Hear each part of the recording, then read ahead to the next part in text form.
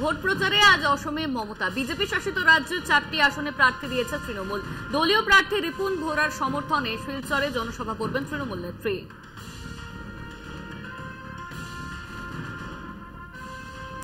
প্রথম দফা ভোটের দুদিন আগে আজ তৃণমূলের ইস্তেহার প্রকাশ অনুষ্ঠানে থাকতে পারেন অভিষেক। বিভিন্ন সামাজিক প্রকল্পে রাজ্যের শাসক দলের কি প্রতিশ্রুতি, নজর রাজনৈতিক মহলের। সূত্রের খবর, 50 দিনের কাজের গ্যারান্টি, আবাস প্রকল্পে বছরে 20 লক্ষ বাড়ি তৈরি করা, বেকার তরুণ তরুণীদের জন্য ব্যাংক ঋণের বিশেষ ব্যবস্থা করা সহ একাধিক প্রতিশ্রুতির কথা থাকতে পারে ইস্তেহারে। ভোটের মুখে জমজমাট রামনবমী। নিউ টাউনের শোভাযাত্রার উদ্বোধন শুভেন্দু অধিকারীর। জেলায় জেলায় রামনবমী পালন বিজেপির, পিছিয়ে নেই তৃণমূল। পুজো শোভাযাত্রায় রঙিন রাম নাম।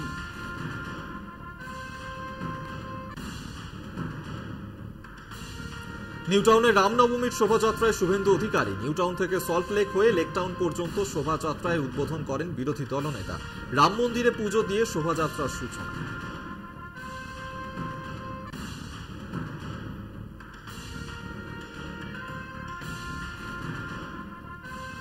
যাদবপুরে রামনবমীর অনুমতি প্রত্যাহার করল যাদবপুর বিশ্ববিদ্যালয় কর্তৃপক্ষ। 26 জন পড়ুয়া রামনবমী পালনের আবেদন জানায়। কয়েকজনকে না জানিয়ে তাদের নাম চিঠিতে দেওয়ার অভিযোগ। নির্বাচনী আচরণবিধি সহ একাধিক কারণে অনুমতি ফেরাল বিশ্ববিদ্যালয়।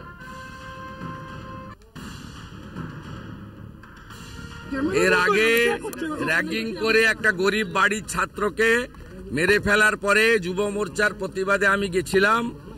আমাকে কিভাবে গাড়ির সামনে এসে মাওবাদী পরিচয় দিয়ে আক্রমণ করার চেষ্টা হয়েছিল আপনারা দেখেছেন, দেখিয়েছেন।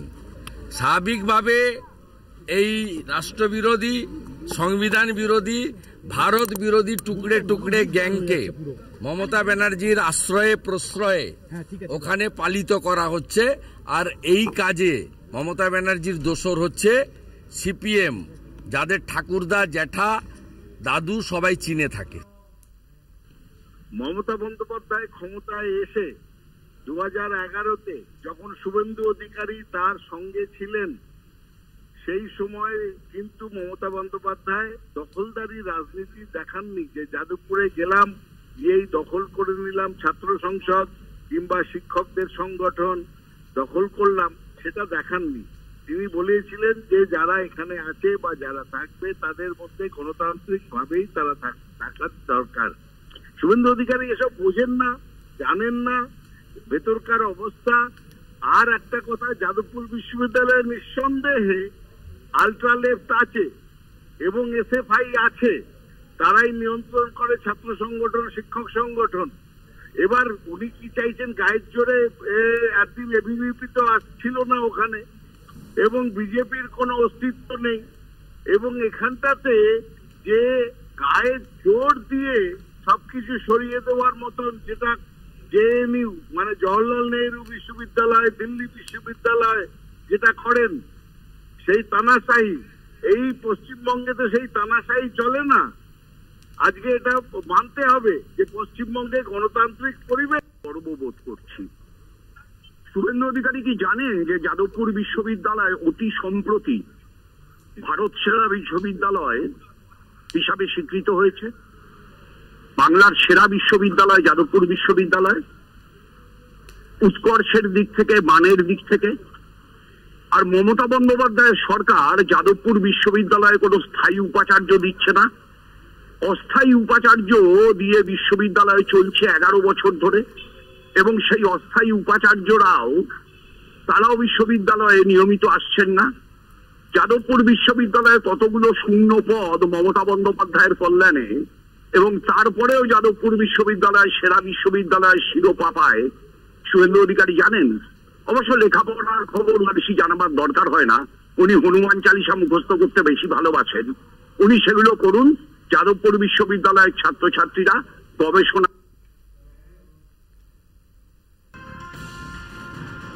উদয়ন গুহ সব গুন্ডামির মাস্টার মাইন্ড। উত্তরবঙ্গ উন্নয়ন মন্ত্রীর নামে নির্বাচন কমিশনে নালিশ জানালেন নিশীথ প্রামাণিক।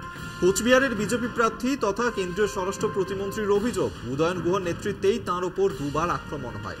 তিনি নির্বাচন কমিশনের সব নিয়ম নীতি লঙ্ঘন করেছেন, তাই নির্বাচনের দিন তাকে নিজের বুথেই আটক করে রাখা হোক। কমিশনের কাছে আবেদন নিশীথ প্রামাণিক।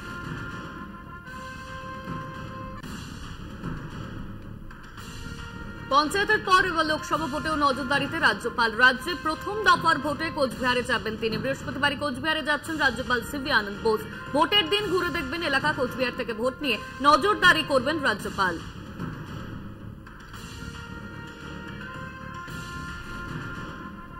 পশ্চিমবঙ্গ সরকার রাজ্য চালায় না, কোর্ট চালায়। তাই কোথায় কোন সভা হবে, কোন পুজো হবে, সব কোর্টের নির্দেশে হয়।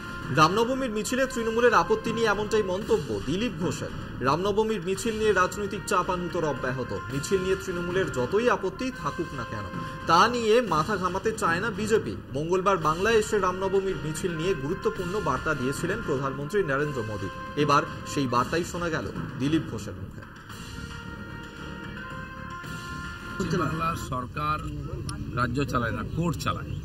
তাই যখন সমস্ত কিছুর ফয়সালা কোর্টের সিদ্ধান্তে হচ্ছে, এখানে সভা সমিতি হবে কিনা, এখানে শোভাযাত্রা হবে কিনা, পুজো পাঠ হবে কিনা, ছুটি কবে হবে, এসবই, এমনকি যে দুর্নীতি হচ্ছে সেটাও তদন্ত কোর্ট করছে। এটাকে দেশের বাইরে মনে করা হয়। জয় বাংলা যারা বলছে, বাংলাদেশের স্লোগান দিচ্ছে, বা সব কিছু এই সুপ্রিম কোর্ট মানব না, কি বলে আদালত মানব না, লোকসভা মানব না, নির্বাচন কমিশনকে মানব না, সেন্ট্রাল গভর্নমেন্টকে মানব না, সেন্ট্রাল ফোর্সকে মানব না, এজেন্সিকে মানব না, এই মানসিকতার কারণে এটা হচ্ছে, মানে এটা ভারতের বাইরের একটা দেশ। পরে প্রথম রামনবমী, রাম মন্দির প্রতিষ্ঠার পরে নিঃসন্দেহে আলাদা একটা তার আঙ্গিক আছে। সারা বিশ্বের হিন্দু সমাজ রাম মন্দির প্রতিষ্ঠার বিজয় উৎসব।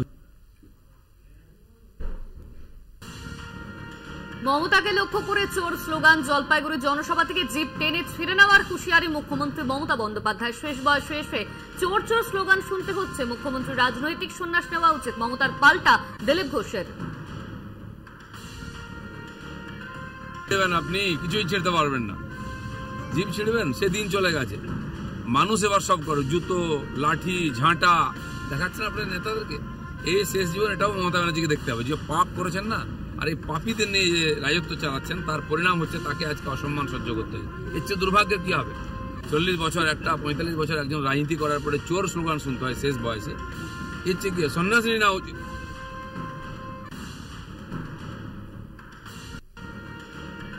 কাঠফাটা রোদকে উপেক্ষা করেই ভোট প্রচারে তৃণমূল। প্রচারে বেরিয়ে সৌমিত্র খান বর্তমান স্ত্রীকে আক্রমণ সুজাতার। বিজেপি ও সিপিআইএম তৃণমূলের জন্যই ভোট প্রচার করছে, কারণ বিজেপি হোক বা সিপিএম প্রত্যেকেই তৃণমূলের দেওয়া লক্ষ্মীর ভাণ্ডারের সুবিধা পাচ্ছে। সৌমিত্র খানের স্ত্রী শিলিগুড়ি থেকে এখন লাইন দিচ্ছেন বিষ্ণুপুরে লক্ষ্মীর ভাণ্ডার নেওয়ার জন্য। দাবি তৃণমূল প্রার্থী সুজাতা মণ্ডলের। সুজাতা ভালো থাকলে সবাই ভালো থাকবে, কটাক্ষ বিজেপি প্রার্থী সৌমিত্র খান। ওরা প্রচার করছে তৃণমূল কংগ্রেসকে এতে ভোট দেয় মানুষ। ওরা আমার হয়ে প্রচার করছে, এবং সর্বোপরি তৃণমূল কংগ্রেস এর যে লক্ষ্মী ভান্ডার, সেটা বিজেপির যিনি প্রার্থী দাঁড়িয়েছেন তার পরিবারের লোকেরাও নিচ্ছে, সিপিএম এর যিনি প্রার্থী দাঁড়িয়েছেন তার পরিবারের লোকেরাই নিচ্ছে, এবং আমি বলতে পারি যারা বিজেপির নেতা রয়েছে তাদের পরিবারের মা বোনেরা সবচেয়ে আগে 1 তারিখে লাইন দিচ্ছেন। তাই তারা আমাদের হয়ে প্রচার করছেন যে তৃণমূল কংগ্রেসকে ভোটটা দেওয়া দরকার। একদম সবাই শিলিগুড়ি থেকে এখন লাইন দিচ্ছেন বিষ্ণুপুরে নেওয়ার জন্য। তবে মানে ওই লক্ষ্মী ভান্ডার নেওয়ার জন্য শিলিগুড়িতে যদি নিতে, এবার বিষ্ণুপুরে নিতে চাইছেন। তবে শিলিগুড়ি থেকে বিষ্ণুপুর আর নাটক করবেন না, অনেক নাটক করছেন। এত নাটক করে মানুষকে বোকা বানাবেন না। সন্দেশখালীতে মা বোনদেরকে রাত্রিবেলায় পিঠে বানাতে শাহজাহানদের বাড়ি যেতে হয়, এর চেয়ে লজ্জার কিছু নেই। আগে সেটার উত্তর দিন। গোটা পশ্চিমবাংলাকে একদম শেষ করে দিয়েছেন, তাই আর নাটক করে লাভ নেই।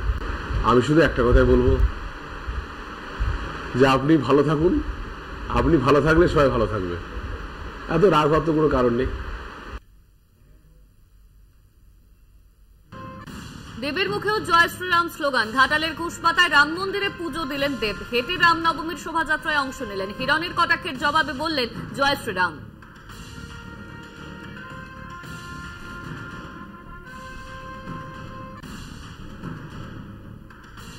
হাওড়ায় তৃণমূলের উদ্যোগে রামনবমী। হনুমান মন্দির থেকে শোভাযাত্রায় তৃণমূল প্রার্থী প্রসূন বন্দ্যোপাধ্যায়, অরূপ রায় সহ জেলা নেতৃত্ব সামিল হন।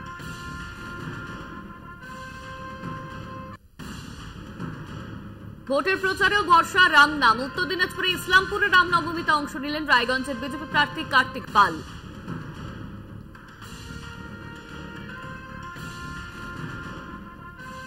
সিউড়িতে রামনবমী পালন শতাব্দী রায়ের সঙ্গে ছিলেন জেলা কমিটির সদস্য বিকাশ রায় চৌধুরী। রামনবমী কারো একার নয়, ওদের জয় শ্রীরাম স্লোগানের সঙ্গে আমাদের তফাৎ আছে, মন্তব্য বীরভূমের তৃণমূল প্রার্থী শতাব্দী রায়। প্রতিটি মানুষই তারা সবাই মিলে একসঙ্গে হয়ে রামনবমী উদযাপন করা। বিজেপি বলছে তৃণমূল নামটা বাধ্য হলো, কারুর পিতৃদেবের রাম কারুর পিতৃদেবের নয় না, তো রাম সবার যা বাধ্য হলো, কিসের বাধ্যতা? আমি আমার ভগবানকে যদি পুজো করি, আমি যদি কোনো ঠাকুরকে মানি, বাধ্যবাধকতা দিলে সবাই নিজেদের ভালোবাসা করে।